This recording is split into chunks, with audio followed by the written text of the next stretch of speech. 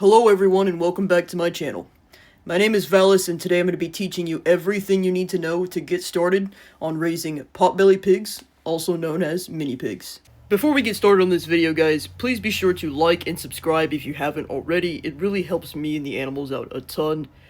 My analytics show me that 97% of people who watch my videos are not subscribed, and that's really sad. So if you could show your support to me and the animals on the ranch, that would mean so much to us guys. Thank you so much. Now let's jump right into the video.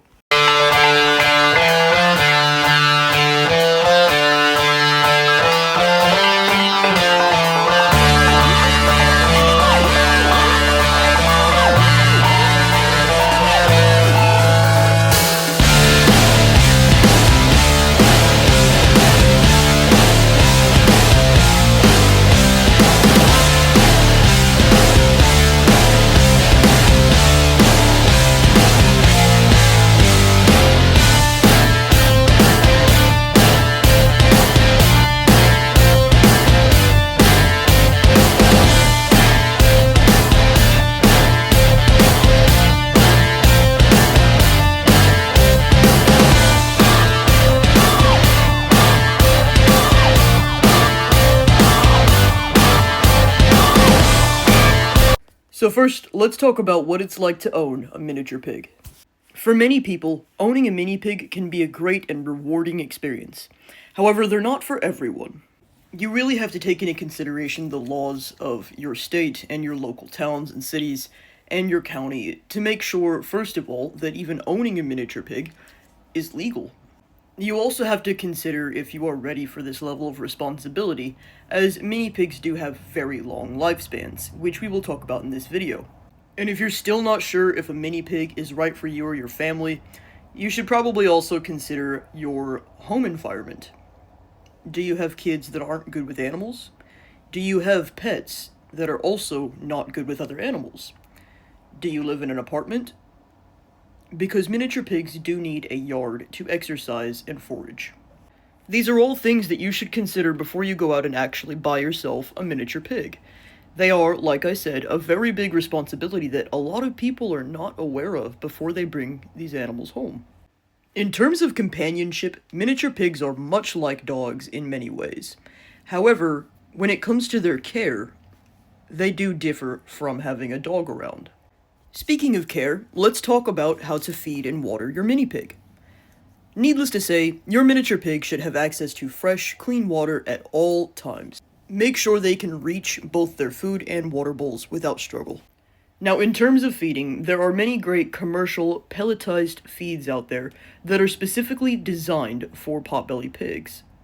Most of these potbelly pig feeds come in different formulas to better suit different kinds of pigs, such as baby pig food, adult pig food, senior pig food, diet pig food, or other specialty feeds. So when you're buying pig food for your new potbelly, aka miniature pig, you should take these things into consideration when choosing the formula that's right for your pig. Here on my ranch, I feed Mazuri potbelly pig food. In addition to a well-balanced pellet feed, your pigs should also be given plenty of fresh fruits and vegetables. I'll include a list here of the fresh fruits, vegetables, and grains your pig should be eating in addition to their balanced diet. Feel free to pause the video here, write it down, or take a screenshot. Now I'll also include here a list of foods you should never feed your potbelly pigs. These foods are toxic to pigs and could cause them very great harm or illness if you feed it to them.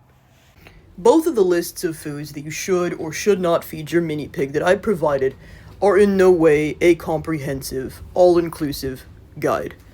Instead, these are just a few foods that you should or should not feed your mini pig. It's a great idea to do more research on any food you might have in question. So we've briefly gone over feeding and watering your mini pig. Now let's talk about housing.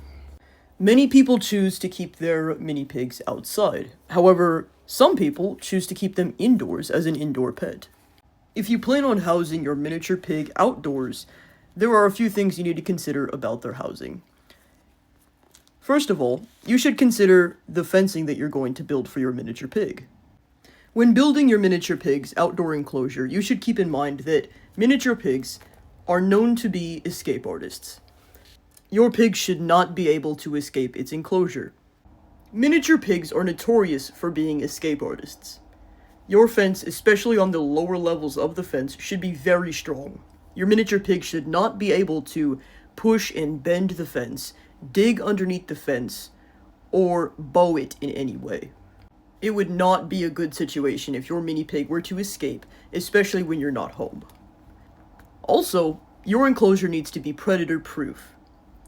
There are a lot of things out there that might want to eat your small miniature pigs. So predator proofing is something you should really take into consideration when building your outdoor pig's enclosure.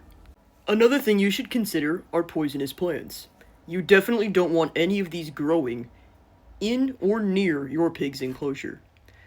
Be sure to look up what poisonous plants there are growing in your area, and be sure to have those removed before you get your new mini pig. You should also consider the weather in your area. Does it get extremely hot or extremely cold? Do you have tornadoes, hurricanes, earthquakes, blizzards, or anything of the sort? You should make sure that your miniature pig's enclosure is safe in all of these situations. If it's too hot, they need to have somewhere cool that they can go. If it's too cold, their enclosure should have a house that is heated for the winter.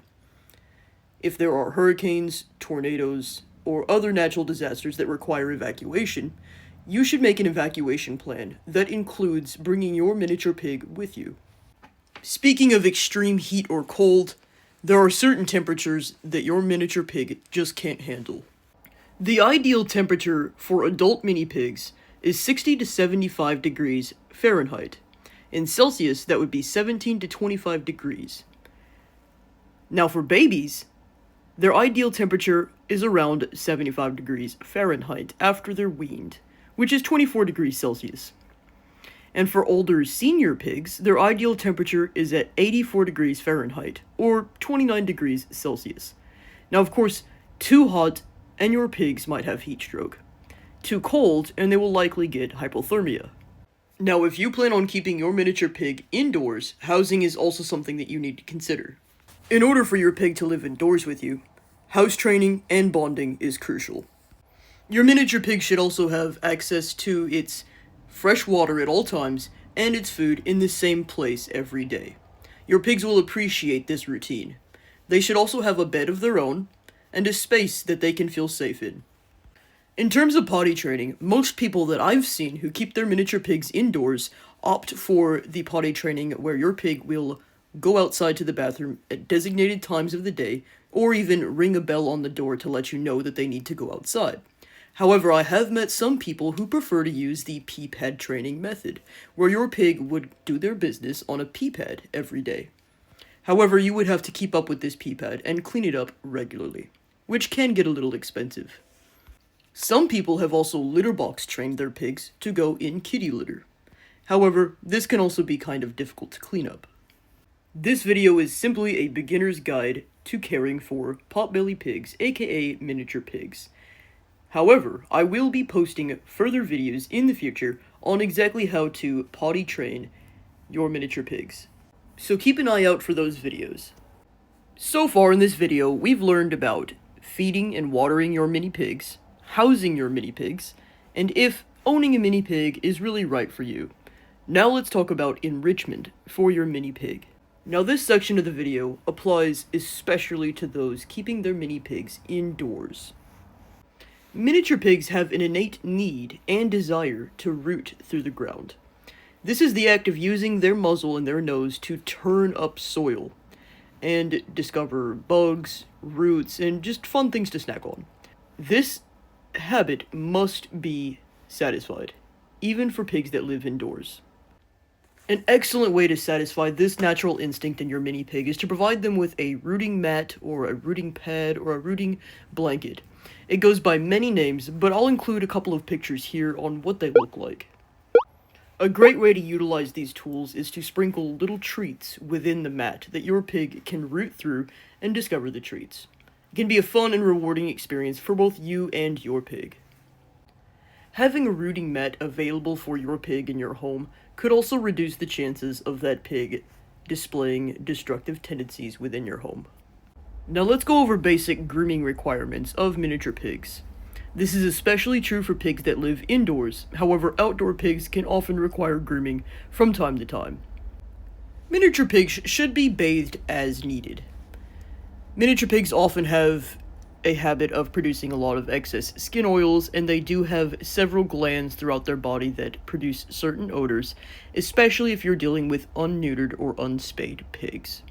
As for brushing, miniature pigs don't necessarily need all that much brushing because their fur is very short and coarse and close to the body. I've never heard of an instance where a miniature pig's fur must be brushed. However, miniature pigs' hooves need regular trimming from an experienced farrier. Finding a farrier that's experienced in trimming the hooves of miniature pigs can be extremely difficult, especially if you live in the city.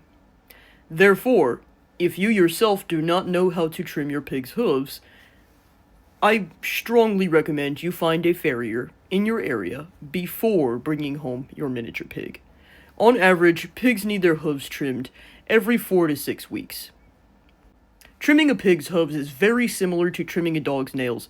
However, it does require a certain expertise. It is possible for you to learn how to trim your own pig's hooves. However, it takes a lot of trial and error.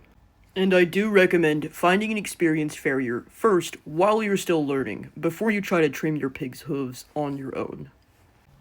Now let's briefly touch on bonding and training. I won't be going over a complete guide on how to train and bond with your miniature pigs in this video to save time, but look forward to some other videos I'll be posting in the future that go over these two things meticulously. Now when it comes to bonding and training with your miniature pigs, it's important to understand that when you first bring your miniature pigs home, they won't know you yet, and they will likely not trust you just yet. On average, it takes an animal 1 to 3 weeks to get used to its new environment and settle in. Keep that in mind if you're struggling to bond with your miniature pig. For the first 3 days after bringing your pig home, you should avoid bothering or handling them too much, as this is a very stressful time for them and they need time to settle in. After the first 3 days, you can slowly try to gain your pig's trust. The first steps to bonding with your miniature pig can look like offering treats to your miniature pig, or sitting calmly and quietly and allowing them to come up to you and get to know you. After they've bonded with you, miniature pigs can provide an amazing sense of companionship. They are incredibly intelligent animals. Science says they are even smarter than dogs. Pigs, of all varieties, have incredibly high emotional and mental intelligence. So once you bond with your miniature pig, you are sure to have a companion for life. And speaking of a companion for life, miniature pigs on average live 18 to 20 years. However, many have been reported to live more than 20 years old. This is something else you should probably consider before bringing home a miniature pig. These animals can live twice the lifespan of your average dog or cat.